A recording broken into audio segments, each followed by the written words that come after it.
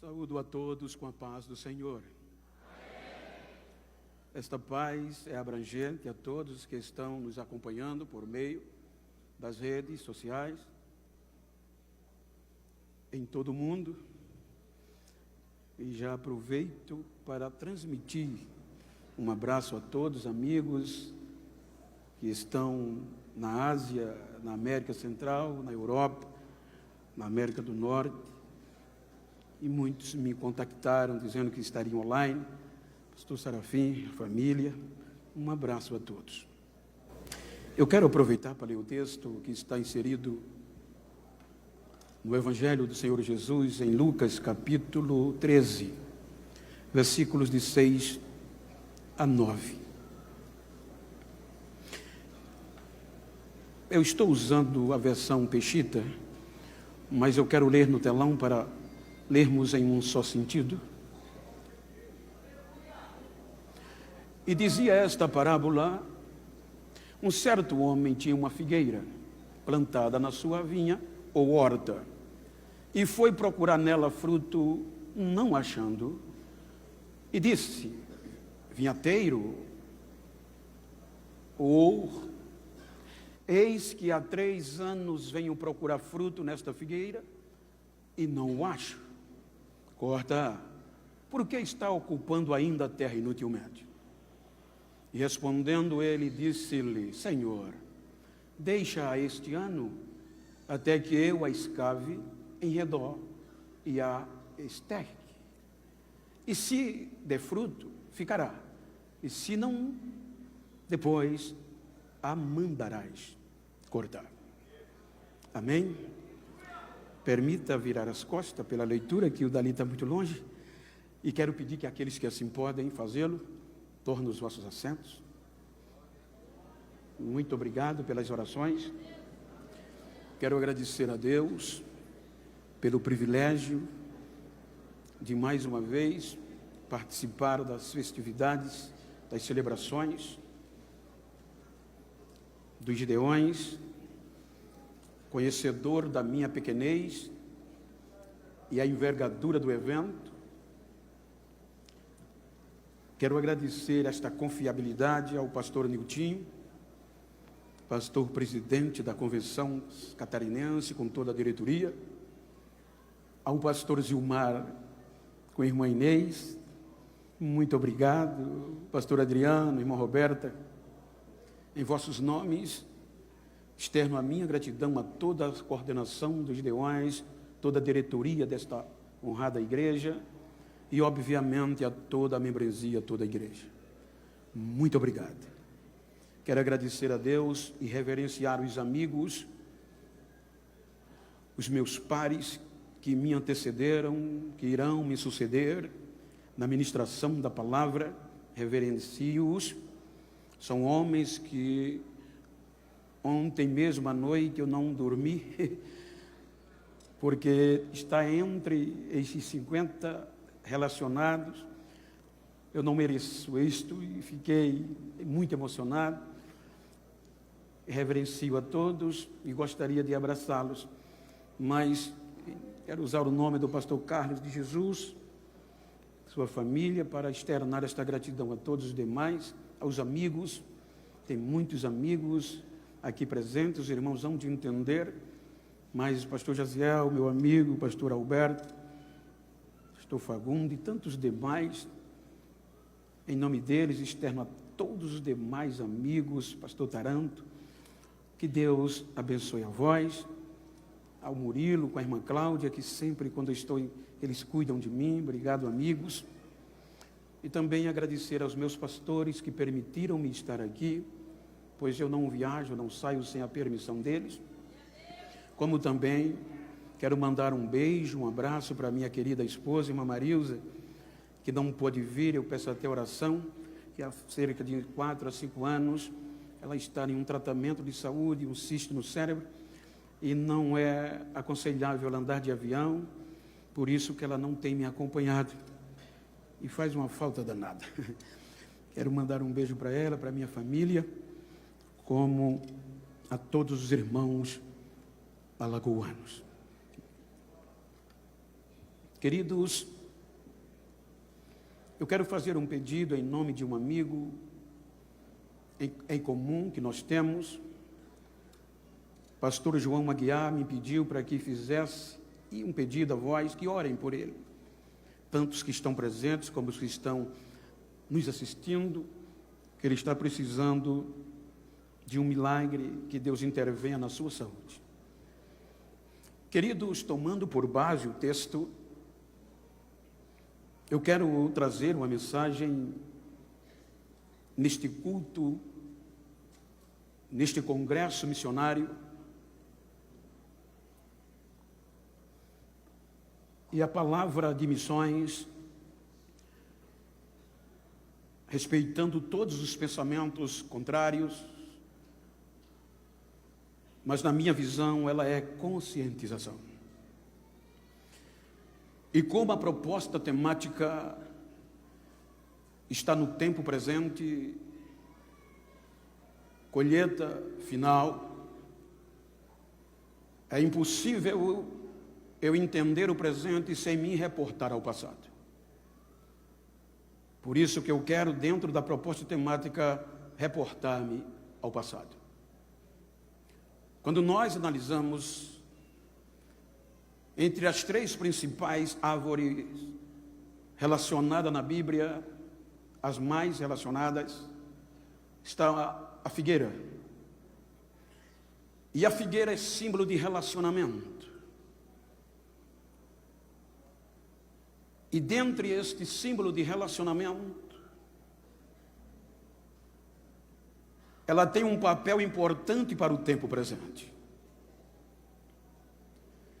E como eu estou proposto a me reportar ao passado, preciso usar Gênesis capítulo 6, versículo 3, para voltar ao início. Quando Deus diz que não contenderá o meu espírito para sempre com o homem. O interessante é que quando nós analisamos o nosso vocabulário, todas as palavras que terminam com AR, ER, IR, exprimem uma ação. Então, o contender quer dizer discutir a favor de, interceder por. Dentro do significado de contender está o pleitear. Pleitear quer dizer recorrer em juízo, pedir por, gemer por, pleitear. E quando nós voltamos ao início, vamos perceber que no passado tem um pleiteador oculto. Pastor Reuel, se nós lermos, por favor, quando Paulo escreve a carta aos gentios de Éfeso, capítulo 3, versículo 8 e 9, ele fala sobre esse mistério oculto. Leiamos, por favor. A mim, o mínimo de todos os santos, me foi dada esta graça de anunciar entre os gentios, por meio do Evangelho, as riquezas incompreensíveis de Cristo, e demonstrar a todos qual seja a comunhão do mistério que desde os séculos esteve oculto em Deus, que tudo criou por meio de Jesus. Veja que o princípio, o início começa no Gênesis. Por isso que, como a temática dá num tempo presente, eu vou usar o tempo das dispensações. A primeira dispensação é a da inocência. O início, reportando-me ao passado.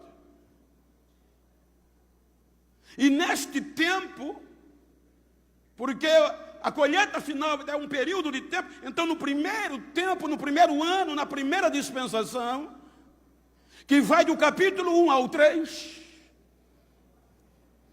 o ápice da criação de Deus aparece, o homem, o ser humano.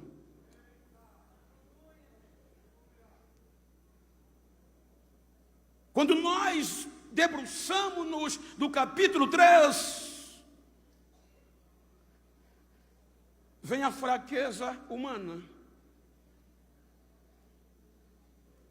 E para confrontar a fraqueza humana, vem a justiça divina. Veja que no capítulo 3, no início, vem a decepção. Gênesis capítulo 3, a fraqueza vem. E observe que quando a fraqueza vem, a primeira árvore nominada na Bíblia, na história do relacionamento com o homem, é a figueira. Gênesis capítulo 3, versículo 7. Veja que na fraqueza do homem, a figueira está lá. A primeira e a única árvore, nominalmente falando. E ela predispõe-se a desnudar-se para cobrir a vergonha e a fraqueza do homem.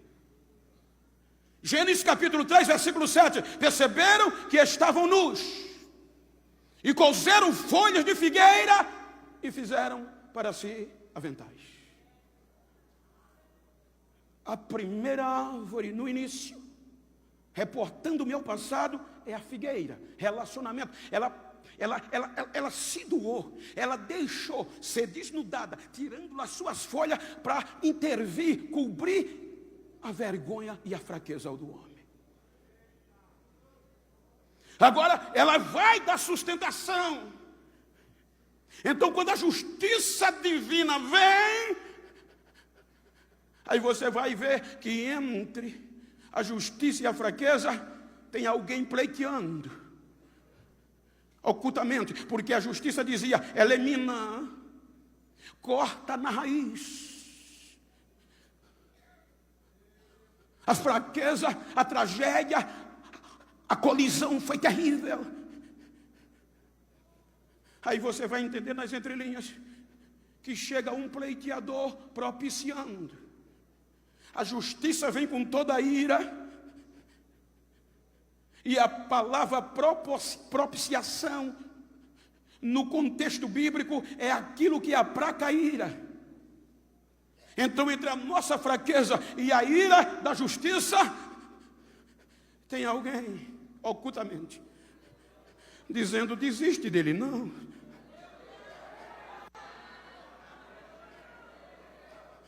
Então, a justiça não olha para a fraqueza, mas para o pleiteador, a propiciação.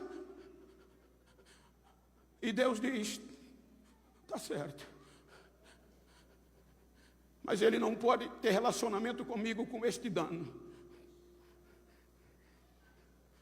Então, capítulo 3 termina com Adão e Eva perdendo o relacionamento com Deus, sendo expulso do jardim. E a vergonha e a fraqueza não conseguiu fazer Deus desistir deles. Observem que entre o capítulo 4, aqui termina o primeiro tempo, o primeiro período da inocência. O capítulo 4 vai vir o segundo ano, o segundo período chamado consciência. Veja que do capítulo 3 ao 4 por diante, não há registro de relacionamento entre Adão, Eva e Deus, digno de registro. Mas o que é lindo é que do capítulo 3 para o capítulo 4 vem esse segundo ano, a segunda dispensação, consciência, mesmo fora do paraíso,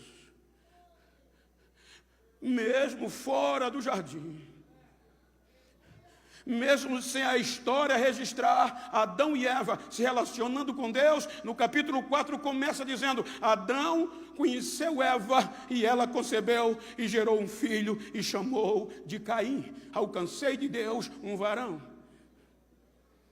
Depois ele torna a conhecer, ela concebe e gera outro filho, homem, e o chama Abel. Observem que há uma sucessão de tempo. O menino cresce, criança, adolescente, jovem, no mínimo, na nossa cultura, 15 anos, 18 anos, no mínimo dos tempos.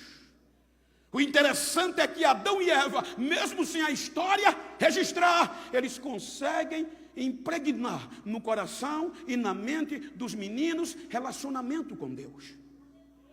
Veja que a história não diz que Deus falava com Adão e com Eva, mas com os filhos sim. Pastor Gesiel é lindo, veja, longe de Deus. Eles conseguem impregnar no coração desses dois filhos Deus. Começa o tempo, a dispensação da consciência. Abel é pastor de ovelhas do campo e Caim, agricultor. Veja que o relacionamento há entre eles e Deus. Entre a nova geração de um segundo tempo, de um segundo ano, de uma segunda dispensação consciente com Deus. Aí eles resolvem cultuar, adorar a Deus. Abel pega o melhor do rebanho e vai adorar. E oferece sacrifício a Deus e Deus aceita. A Caim pega fruto do campo e traz a Deus. E Deus não atenta, não olha, não recebe. Aí ele ira-se. Ele não entende, na nossa linguagem, fica beiçudo, revoltado. Aí vem Deus, no meio da ira dele,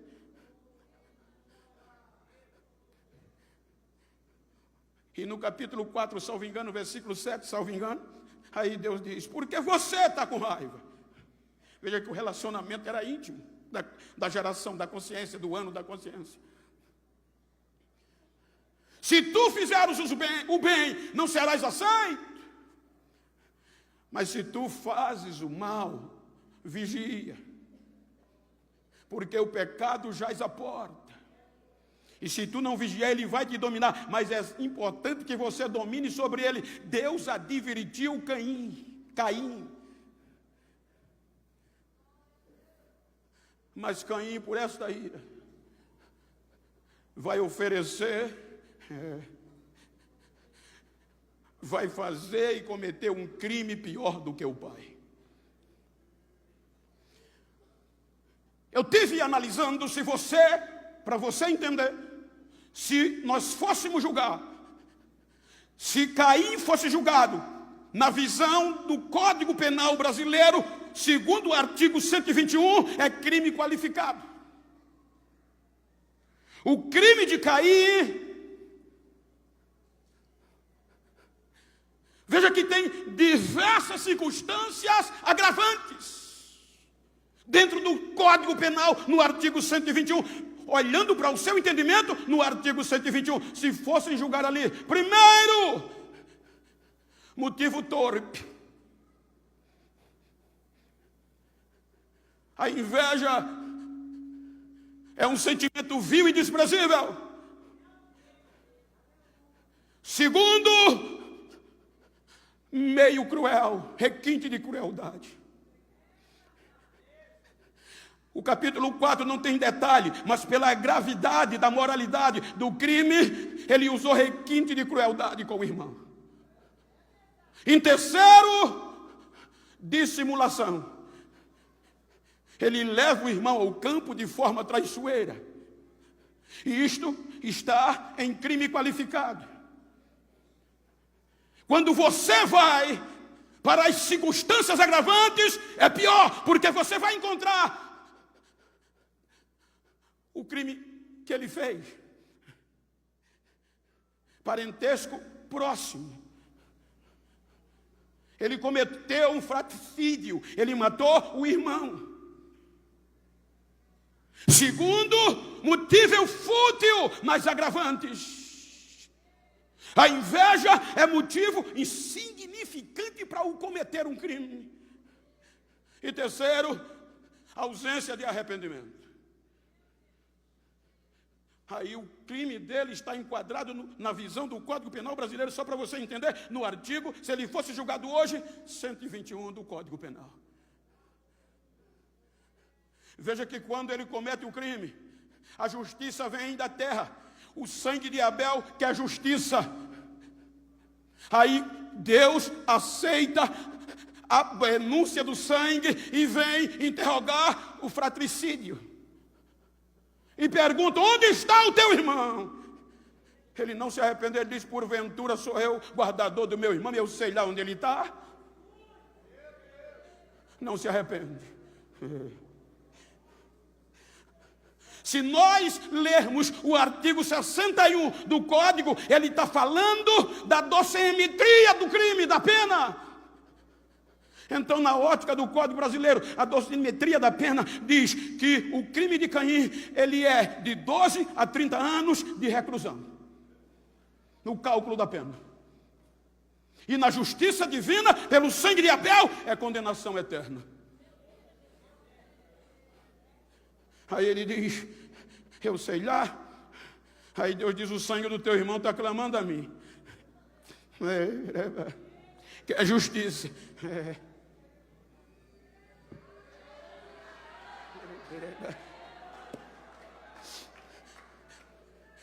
Aí vem o pleiteador oculto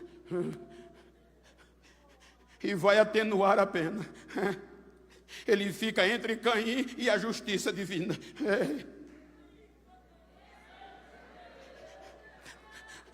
Faz isso não, desiste dele não.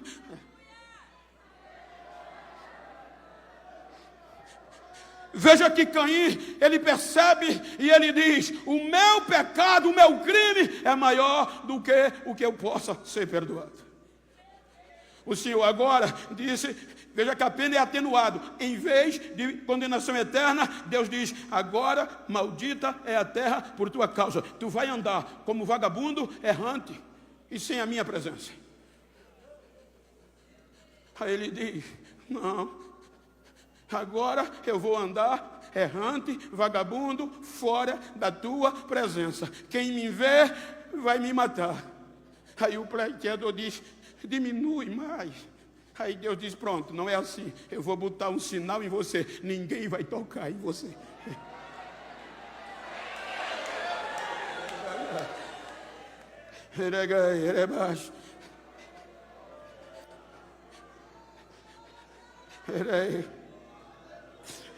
O segundo período, o segundo ano, a segunda dispensação da consciência chega no capítulo 6. O capítulo 6 do Gênesis, a fraqueza atinge a todos os seres humanos. Degradação geral do gênero humano. Agora todo o gênero humano está sem relacionamento com Deus. Aí a justiça divina diz: não tem jeito, não dá para acreditar mais neles não. Faz alguma coisa. A justiça clama, aí Deus vem e diz: chega, eu vou desistir, eu vou dar fim, eu vou acabar com eles. Com ele tudo que eu criei. Veja que há uma decisão judicial: eu vou dar fim. Então a sentença é condenação eterna. Quando Deus assina, aí o pleiteador vem, oculto, se põe entre a justiça e Deus e diz: desiste não.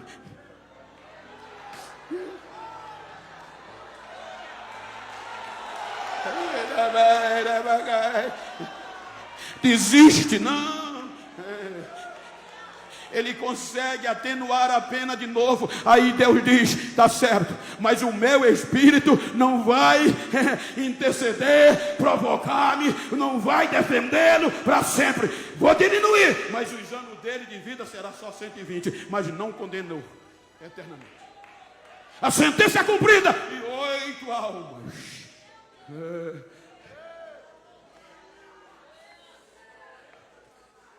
Recebe a graça por meio da propiciação que está entre a ira. Então, quando Deus olha, Ele não vê a fraqueza, Ele vê a propiciação. Aí, quando Ele vem com a justiça irado, quando Ele olha para o pleiteador, Ele ri. Não dá para desistir deles. Você está no meio.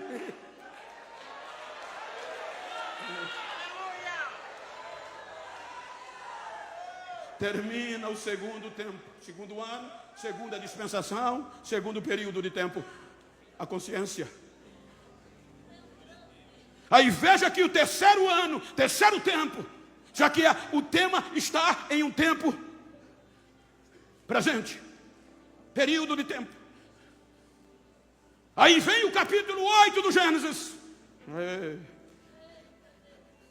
Dispensação, ano do governo humano. O governo humano vai do capítulo 8 ao 11.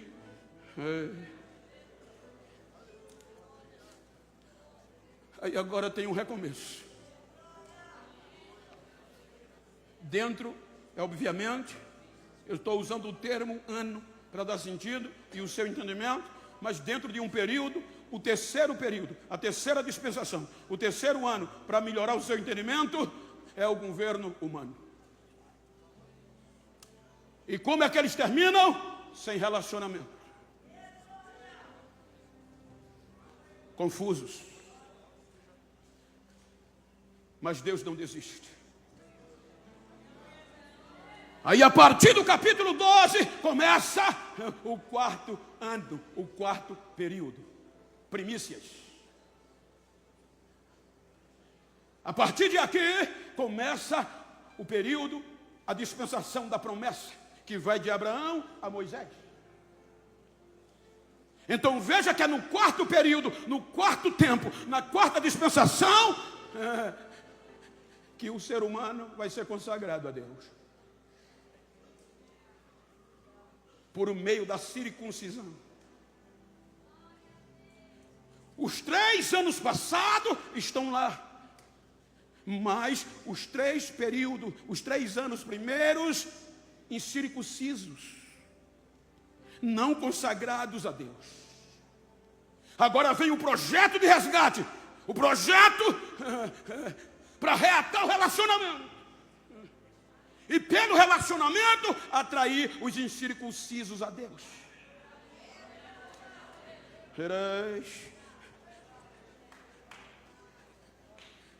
Aí Abraão é consagrado a Deus. No quarto ano, na quarta dispensação, as primícias do projeto é para louvor de Deus. Quando chega Moisés, vem o quinto período, o quinto ano, a quinta dispensação da lei. Você vai ver que Abraão, até Moisés, ele foi preservado. O pastor falou já tá, pastor Oziel falou ontem, Abraão teve medo da morte, e ele disse ontem que quem tem medo da morte não é apto para o projeto. Ele entregou Sara ao outro com medo de morrer. O pastor falou hoje. Mas veja que você sempre vê um pleiteador. Abraão, anda na minha presença. Alguém intercedeu, alguém contendeu por ele. Oculto. Aí vem o quinto período, a lei. Agora entra Moisés com Israel. Aí quando vem o quinto período, aí é o quinto ano, aí Deus separa os 3 últimos dos 3 primeiros, incircunciso. Põe aí, Levítico capítulo 19, versículo 23 a 25. Olha o que é que Deus faz. E quando tiverdes entrado na terra, e plantardes toda árvore de comer ou de fruto, se vos há incircunciso o seu fruto, 3 anos. Vos será incircunciso, dele não se comerá. Porém, no 4º ano, é quando começa a dispensação da promessa, a consagração a Deus, a primícia a Deus. Por isso que o Shavuot começa aqui. Porém, no 4º ano, todo o seu fruto será santo, para dar louvores ao Senhor. No 3 anos, ele não colhia. No 4º ano, procurava fruto, colhia, e o fruto, primícia, é para Deus. Para quê? E no 5º ano, comerás seu fruto, para que vos faça aumentar a sua produção. Eu sou o Senhor, vosso Deus. Então, no 4º período de tempo, no 4º ano, na 4ª dispensação, era que eles poderiam procurar fruto para dar as primícias a Deus, não para comer. É o período de Abraão, as primícias do projeto missionário. Agora, no 5º ano, a ordem era: agora vocês podem procurar fruto. E comam, para que ela produza mais ainda. É o período da lei.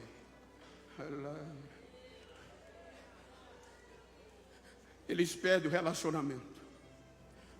Salmo 95:10. Ela é usada aqui como figueira, relacionamento. 40 anos estive desgostado com esta geração, e disse: é um povo que erra de coração e não tem conhecimento, e não tem conhecido os meus caminhos. Perde relacionamento. Isaías 65:2. Deus insiste, mas ele diz: estendi as minhas mãos o dia todo a um povo rebelde que anda por caminho que não é bom, após os seus pensamentos, sem relacionamentos.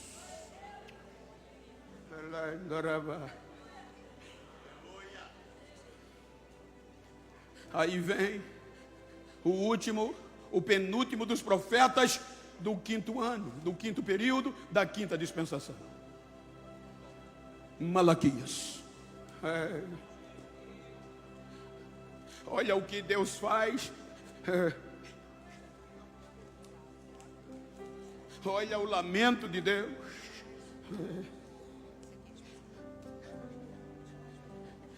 Porque perderam o relacionamento.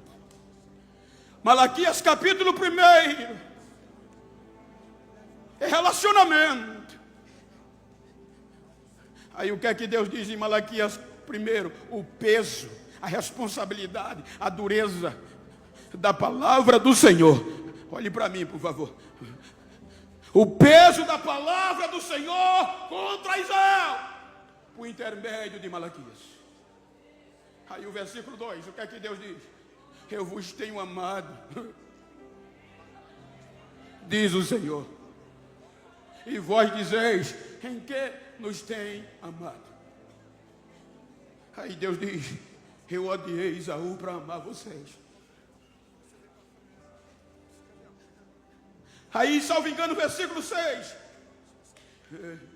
o filho honra o pai, o servo seu senhor. Se eu sou pai, onde está a minha honra?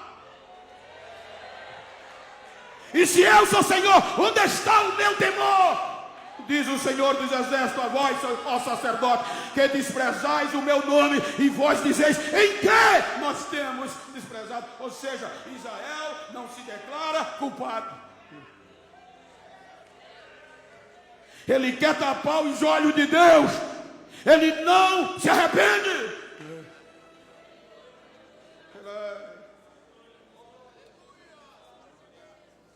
O 5º ano, o 5º período, o 5ª dispensação, a lei. Aí veio que o capítulo 4 de Malaquias, versículo 1, Deus vai tratar com a árvore, porque eis que aquele dia vem ardendo como fornalha. Todos os soberbos e todos que cometem impiedade serão como a palha, e o dia que está por vir os abrasará, diz o Senhor dos Exércitos, de sorte que não lhes deixará nem raiz, árvore, nem ramo. Deus diz: vou cortar, porque se cortar no tronco, deixa a raiz ainda floresce, mas se cortar a raiz, acabou. 400 anos depois de Malaquias, vem o último do profeta do quinto ano, João Batista. E como é que ele começa? Arrependai-vos. O machado não está no tronco, porque o machado já está na raiz.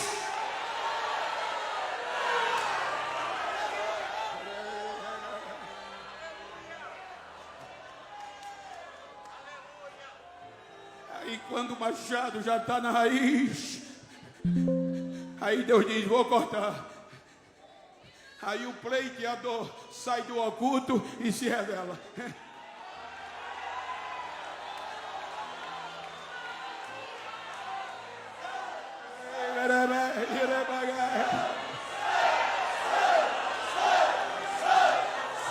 Por isso que Efésios capítulo 1, versículo 10, Paulo fala do sexto ano, do sexto período, a graça. Por isso que no capítulo 2 de Efésios, versículo 8, pela graça, agora o pleiteador, o horticultor oculto se revela.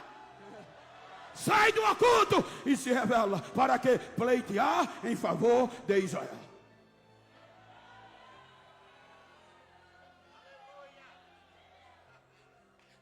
Mas Paulo, escrevendo aos Romanos, capítulo 10, ele diz que Israel rejeitou a justiça.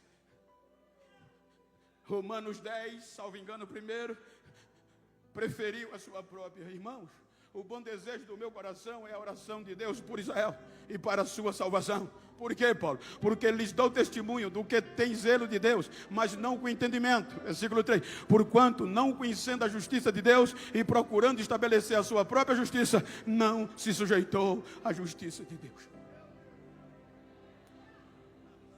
Aí como é que o pleiteador vem?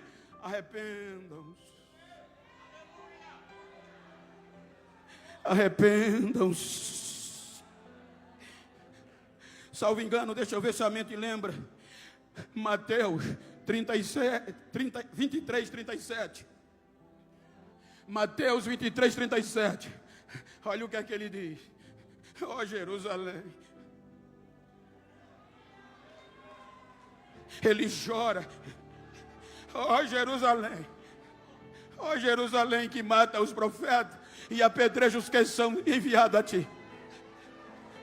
Quantas vezes, período de tempo, quantas vezes, desde o oculto, eu quis te proteger, eu intercedi, eu pleiteei por você, eu quis te juntar debaixo das minhas asas, como a galinha junto os seus pintinhos, e tu não quis.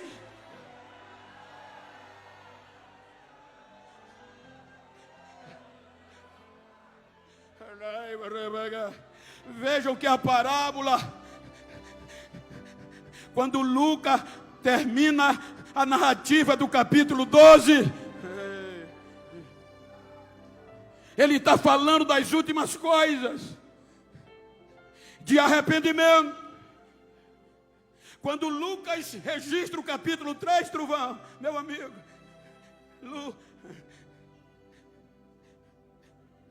o que é que ele fala? Arrependimento, relacionamento.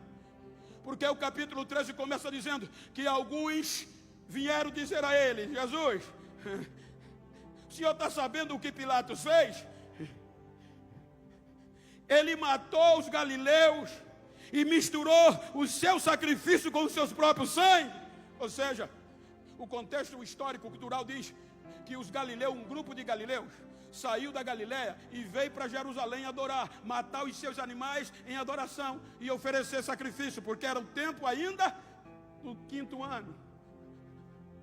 Veja que quando Jesus está aqui, já está com cerca de 2 anos de ministério efetivo.